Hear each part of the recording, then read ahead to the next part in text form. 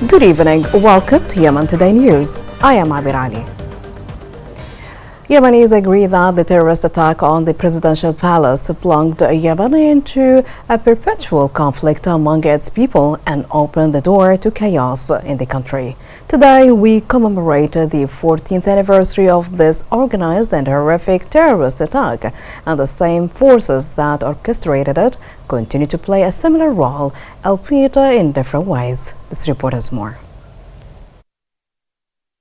On a day similar to the current day, Yemenis woke up to a treacherous incident that changed the Yemeni scene on the first Friday of the Hijri month of Rajab. A treacherous bombing targeted the Yemeni presidential mosque on June 3, 2011. This incident, which shook the conscience of the Yemenis, targeted the late President Ali Abdullah Saleh and senior state leaders while they were performing Friday prayers, in a crime that the world described at the time as a terrorist act that targeted the sovereignty and security of the state. On the day of the bombing, the presidential mosque turned into a scene of blood and pain, and the explosion claimed the lives of a number of worshippers from the state's senior leaders, headed by Abdulaziz Abdul Ghani, the head of the Shura Council, and injured more than 200 civilians and soldiers, headed by President Ali Abdullah Saleh, who was seriously injured but miraculously survived, which raised questions about the parties behind this crime. Fingers of accusation pointed to the extremist organizations, and later dangerous data was revealed, showing that the Muslim Brotherhood in Yemen,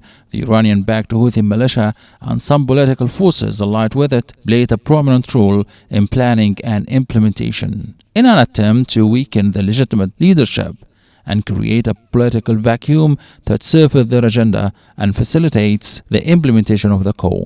According to observers, the crime targeted not just a place, but the sanctity of prayers, the prestige of the state, and the very meaning of the homeland. They explained that the bombing of the presidential palace mosque was not a random act of treachery, but a calculated attempt to assassinate an entire nation in a blatant violation of the sanctity of place, time, and humanity.